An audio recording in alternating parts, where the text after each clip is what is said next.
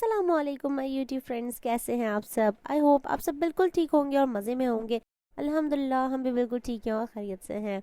तो ये था मेरा ईद का व्लॉग। तो मैंने सेकंड और थर्ड डे एक साथ ही व्लॉग बना के अपलोड कर दिया है। और यहाँ देखिए कितना मतलब तैयारी चल रही थी। फर्स्ट सेकंड डे जो है हमने बना लिए थे यहाँ पे टिक्के, यानी जो तंदूरी जो मसाला मैंने चिकन में लगा के रखा था वो मैंने निकाल के उसे डीफ्रॉस्ट करके, और यहाँ देखिए एक फ्राई पैन में थोड़ा सा घी लगा के और फिर मैंने इसे इसमें फ्राई कर दिया था। आप ऑयल में भी फ्राई कर सकते हैं, आप बटर में भी फ्राई कर सकते हैं। तो यहाँ देखिए मैंने इस तरह से इसमें तीनों चिकन के जो पीसेस थे वो ऐड कर दिए हैं, और बाकी के तीन मैंने रख दिए थे साइड पे, वो बाद में मैं करूँगी, यानी ये जब पक जाएंगे उसके बाद। तो यहाँ देखिए उसके साथ मैं बना रही थी फ्राइड राइस, क्योंकि यहाँ पे मेरे घर में टिक्के के साथ सबको फ्राइड राइस बहुत अच्छा लगता है। तो क्योंकि जो सऊदीया में ये लोग सब जब आए थे तो मुर्गी चावल यानी जो रोज़ बुखारी था वो सबको बहुत पसंद आता था। तो यहाँ पे जब भी हम टिक्का या कोई इस तरह का आइटम बनाते हैं तो उसके साथ हम राइस ज़रूर बनाते हैं। तो यहाँ देखिए मैंने राइस जो है वो भिगो लिए थे, और उसे फ्राइड राइस की तरह बनाने के लिए मैंने इस तरीके से प्याज ले ली थी, धनिया जो था वो चॉप कर लिया था, और एक लेमन ले लिया था। लेमन से क्या होता है, जब हम पानी में लेमन ऐड करते हैं चावल उबालने के, तो उससे चावल बहुत अच्छे और खिले खिले से बनते हैं।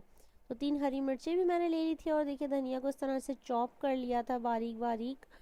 और जो मैंने शीर खोरमे की रेसिपी आप लोगों के साथ पहले ही शेयर कर चुकी हूँ, वो मेरी चांद रात की वीडियो थी।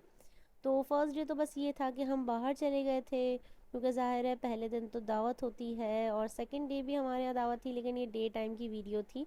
दोपहर के खाने में हम ये बना रहे थे, रात में हम नानी के यहाँ चले गए थे, और थर्ड डे भी हमारे यहाँ दावत थी, मेहमान आने वाले थे। तो मैंने कहा चले भाई उसकी भी वीडियो साथ ही अपलोड कर दूँगी, क्योंकि इसमें कोई ख़ास रेसिपी नहीं थी मेरे पास, क्योंकि रेसिपी मैं पहले ही आप लोगों के साथ ईद की प्रिपरेशन में शेयर कर चुकी हूँ।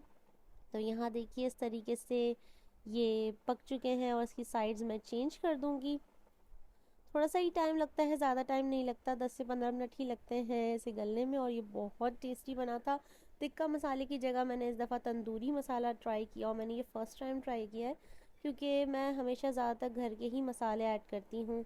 तो मैंने सोचा चलें इस दफ़ा थोड़ा सा चटपटा सा टच देने के लिए बाहर के मसाले ऐड किए जाएँ। तो यहाँ देखिए मैं ऐड कर रही हूँ, मतलब बना रही हूँ फ्राइड राइस। तो फ्राइड राइस बनाने के लिए मैंने प्याज को थोड़ा से ऑयल में फ्राई कर लिया था, उसके साथ मैंने इसमें ज़ीरा और धनिया ऐड कर दिया है, थोड़े से चॉप गार्लिक ऐड कर दिए थे। वो क्लिप जो है वो शूट नहीं हो पाई, क्योंकि मैंने शायद वीडियो ऑन ही नहीं की थी। तो यहाँ देखिए उसके बाद मैंने सोक जो राइस थे वो भी मैंने इसमें ऐड कर दिए हैं, और अब मैं थोड़ा सा इसे फ्राई करूँगी। फ्राई करने के बाद मैं इसमें सॉल्ट ऐड करूँगी। तो सॉल्ट ऐड करने के बाद मैं इसे थोड़ा सा और पकाऊंगी, और उसके बाद फिर मैं इसमें ऐड करूँगी पानी।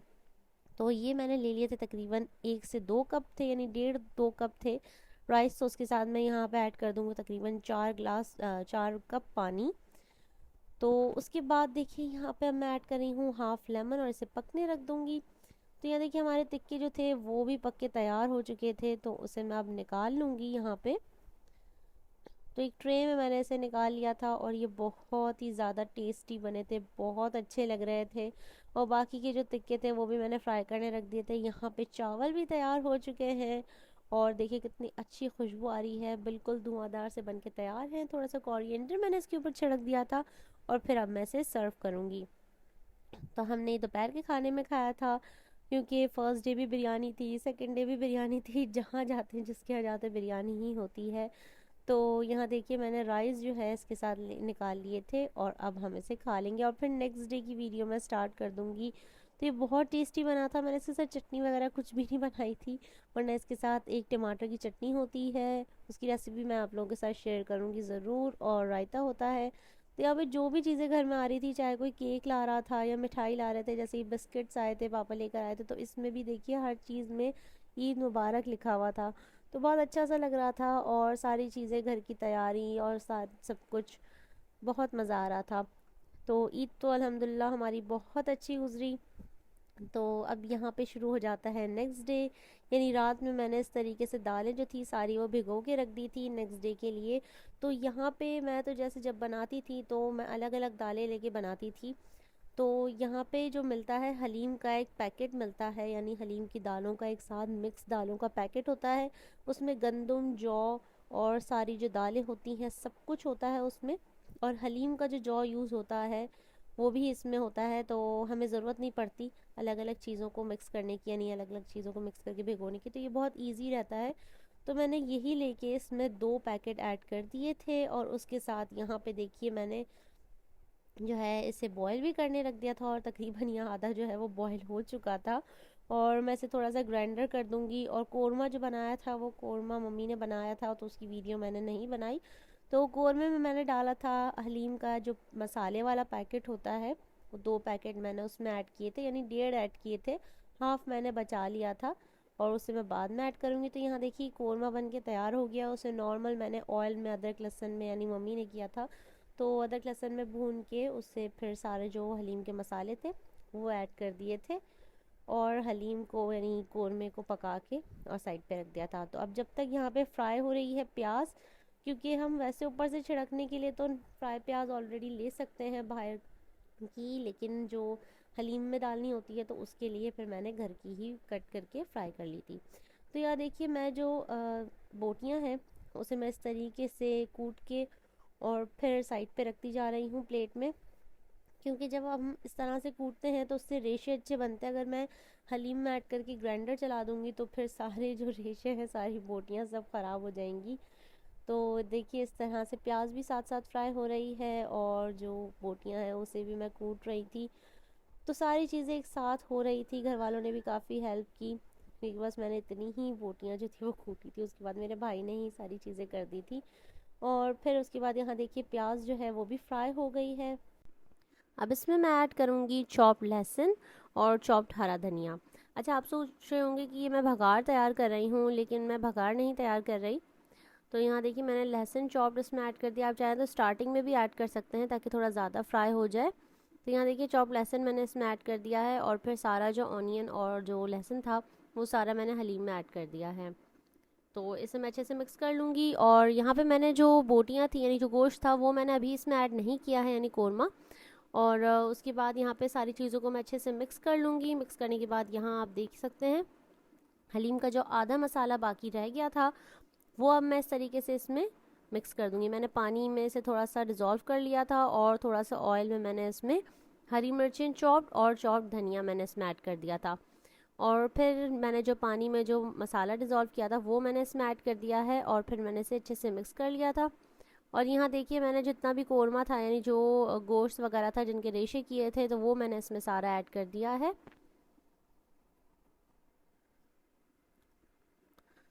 और फिर अच्छे से इन सारी चीज़ों को मिक्स कर लेंगे। हलीम को मिक्स करना थोड़ा सा मुश्किल लगता है। और यहाँ देखिए जो मसाला था ये भी साथ साथ फ्राई हो रहा था। अगर मैं कच्चा मसाला ऊपर से ही डाल देती तो कोई मसला नहीं होता, डाल सकते हैं, लेकिन मैं इस तरीके से डालती हूँ तो मैं वो तरीका आप लोगों को बता रही हूँ। तो हाफ पैकेट का मसाला मैंने इसमें बाद में इस तरीके से फ्राई करके थोड़ा सा ऐड कर दिया था। और फिर सारी चीज़ों को मैंने अच्छे से मिक्स कर लिया है। मिक्स करने के बाद देखिए इस तरीके से इसकी कुछ शक्ल हो गई थी। तो यहाँ देखिए बहुत अच्छा सा खिचड़ा टाइप का लग रहा है, तो थोड़ा सा हमें इसे और मतलब हम इसे घोटा लगाएंगे जो कहते हैं। तो इस तरीके से मैंने इसे मिक्स कर लिया था। इसमें मैंने थोड़ा सा चाट मसाला और थोड़ा सा गरम मसाला इसमें मैंने ऐड किया है, और फिर मैं इसे अच्छे से मिक्स कर लूँगी इस तरह से। और इसे अब हम पकने छोड़ देंगे। काफ़ी देर ये पकेगा, ये तकरीबन 2 घंटे पकता रहा था। तो पहले तो मैंने इसे साइड पे करके शीर खुरमा तैयार कर लिया था, क्योंकि उस हलीम में थोड़ा सा टाइम लगता।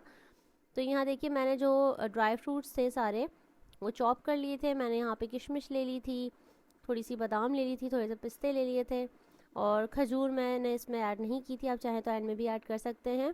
और इसकी प्रॉपर रेसिपी मैं आप लोगों के साथ पहले शेयर कर चुकी हूँ, उसका लिंक मैं डिस्क्रिप्शन में भी दे दूँगी। और दूध भी मैंने गर्म करने रख दिया था, और उसमें मैंने ऐड कर दिया है थोड़ा सा इलायची ऐड कर दी थी 3 से 4। और जैसे ही दूध थोड़ा सा गर्म हो गया उसमें मैंने हाफ कप शुगर ऐड कर दी थी, क्योंकि यहाँ पे मैंने दूध लिया है तकरीबन 1 लीटर दूध लिया था। और जो ड्राई फ्रूट्स थे उसमें मैंने ऐड कर दिया है यहाँ पे 1 टीस्पून घी ऐड कर दिया था। उसके साथ यहाँ पे देखिए मैंने थोड़ी सी सवैयाँ थी वो ऐड कर दी हैं। ये सवैयाँ तकरीबन हाफ कप हैं, और मैंने थोड़ी सी इसमें और ऐड की थी क्योंकि मुझे लग रहा था कि थोड़ी कम पड़ जाएंगी, तो इसीलिए मैंने इसमें थोड़ी सी और ऐड करके थोड़ा सा घी ऐड करके और फिर इन सारी चीज़ों को अच्छे से मैंने मिक्स कर लिया था, भून लिया था थोड़ा सा सवैयों को ड्राई फ्रूट्स के साथ ही। आप चाहें तो अलग अलग भी भून सकते हैं, क्योंकि जब मैंने प्रॉपर रेसिपी शेयर की थी तो मैंने आप लोगों के साथ अलग अलग ही सारी चीज़ों को मैंने भून के और फिर दूध में ऐड किया था, लेकिन अभी मैंने सारा साथ ही ऐड कर दिया। अच्छा, ये जो मिक्सचर मैंने बनाया था सेवइयों का और ड्राई फ्रूट्स का, ये आप बना के सेव भी कर सकते हैं, और फिर आप जब भी आपको बनाना हो तो आप दूध में बॉईल करके चीनी डाल के इसमें ये सारा जो मिक्सचर है ये इसमें ऐड कर सकते हैं। तो यहाँ देखिए मैंने दूध में सारी सेवइयाँ और ड्राई फ्रूट्स ऐड कर दिए हैं, और फिर मैं इस तरीके से इसे पकाती रहूँगी। तकरीबन 5 से 7 मिनट 10 मिनट लगेंगे मैक्सिमम इसे पकने में। और साथ ही यहाँ पे मैंने दूसरे चूल्हे पे हलीम भी रख दिया था पकने के लिए, और यहाँ देखिए सेवइयाँ भी हमारी तैयार हो रही हैं। तो 5 मिनट बाद इसकी कुछ इस तरीके की कंसिस्टेंसी थी। तो इस टाइम पे मैं इसमें ऐड कर रही हूँ कंडेंस मिल्क। यहाँ पे मैंने 2 table spoon condense milk add किया है, और फिर सारी चीज़ों को यहाँ पे मैंने अच्छे से मिक्स कर लिया है, और फिर मैंने इसे 2-4 मिनट और पकाया था, और फिर मैं इसे थोड़ा सा ठंडा करके फिर सर्व कर लिया था। और जो यहाँ पे मैंने पहले शीर खोरमा बना के रखा था तो उसे भी मैं यहाँ सर्व करूँगी, लेकिन सबसे पहले तो मैंने यहाँ पे जो फ्रेश बनाया था उसे सर्व कर रही हूँ। लेकिन जो मैंने एक दिन पहले शीर खोरमा बनाया था उसका टेस्ट ही कुछ अलग ही था, क्योंकि वो काफ़ी देर से फ्रिज में था और बिल्कुल ठंडा सा आइसक्रीम टाइप का लग रहा था। तो यहाँ देखिए, आप चाहें तो इसे गर्म भी सर्व कर सकते हैं, लेकिन मैं इसे ठंडा सर्व करूँगी। तो पहले मैं इसे अच्छी तरह से ठंडा कर लूँगी, उसके बाद मैं इसे थोड़ा सा डेकोरेट करके और फिर मैं इसे फ्रिज में रख दूँगी। तो यहाँ देखिए जो पहले वाला था उसे भी मैं यहाँ पे ट्रांसफ़र कर लूँगी बोल में, और उसे भी मैं थोड़ा सा डेकोरेट कर लूँगी। तो डेकोरेशन मैंने यहाँ पे सिंपल की थी चांदी के वर्क से और आलमंड से, यानी जो बादाम थी मैंने उसे थोड़ा सा बारीक चॉप कर लिया था, और फिर मैंने इसे शीर खोरमे के ऊपर गार्निश कर दिया था। तो जब भी मैं चांदी का वर्क ऊपर से डेकोरेट करती हूँ तो कुछ ना कुछ मुझसे हो ही जाता है। जैसे यहाँ पे मुझे सीधा थोड़ा सा ऊपर लगाना था, लेकिन थोड़ा सा टेढ़ा हो गया था, तो मैंने इस तरीके से फोल्ड करके इसे वापस से रख दिया, और इसके ऊपर थोड़ी सी आलमंड जो थी वो गार्निश कर दी थी। तो यहाँ देखिए हमारा एक शीर खोरमा तो तैयार है, दूसरा भी ठंडा हो रहा है, उसे भी मैं इस तरीके से डेकोरेट कर दूँगी। तो चलिए, अब हलीम ऑलमोस्ट हमारा रेडी हो चुका था। तकरीबन 3 से 4 घंटे हलीम पे मेहनत करने के बाद हम अब इसमें फाइनली बघार लगाएंगे, और फिर मैं इसे हल्की आंच पे पकने ही दूंगी, क्योंकि हलीम जितना ज़्यादा पकता रहता है उतना ही अच्छा बनता है। तो जब दावत होती है तो जब तक सब खाना खा नहीं लेते हैं तब तक तो हलीम का चूल्हा बंद नहीं होता। तो यहाँ देखिए मैंने थोड़ी सी फ्राई प्याज ले ली थी, उसे मैंने घी में अच्छे से थोड़ा सा हल्का हल्का सा फ्राई कर लिया था, और उसके साथ यहाँ पे मैं थोड़ा सा इसका चूल्हा बंद कर लूँगी जब ये प्याज फ्राई हो जाएगी, और फिर मैं इसमें ऐड करूँगी लाल मिर्च। तो लाल मिर्च मैं इसलिए ऐड करती हूँ कि थोड़ा सा ऊपर से कलर आ जाता है, या किसी भी चीज़ में भगार देना होता है तो थोड़ा सा चूल्हा बंद करके और फिर हल्की सी लाल मिर्च ऐड करके और फिर आप भगार देंगे तो इससे बहुत अच्छा कलर भी आ जाता है। तो यहाँ देखिए मैं ऐड कर रही हूँ थोड़ी सी कश्मीरी लाल मिर्च, इसमें मैंने ऐड की है, और फिर मैं इसे अच्छे से भगार दूँगी।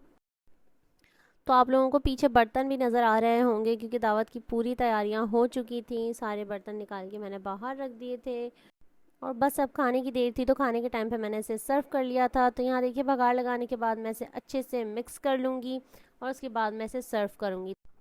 तो आज मैंने आप लोगों के साथ 4 रेसिपीज़ शेयर की थी तंदूरी चिकन की, और उसके साथ मैंने शेयर किया था आप लोगों के साथ फ्राइड राइस, हलीम और शीर खोरमा। तो ये था मेरा छोटा सा व्लॉग छोटी छोटी रेसिपीज़ के साथ। आई होप आप लोगों को पसंद आई होगी मेरी वीडियो। अगर अच्छी लगी है तो प्लीज़ मेरी वीडियो को लाइक करें, मेरे चैनल को सब्सक्राइब करें, और मुझे कमेंट्स में बताएं कि आप लोगों को मेरी वीडियो कैसी लगती है। तो इंशाल्लाह फिर मिलेंगे एक न्यू रेसिपी, एक न्यू वीडियो और एक न्यू व्लॉग के साथ। टेक केयर, अल्लाह हाफिज़।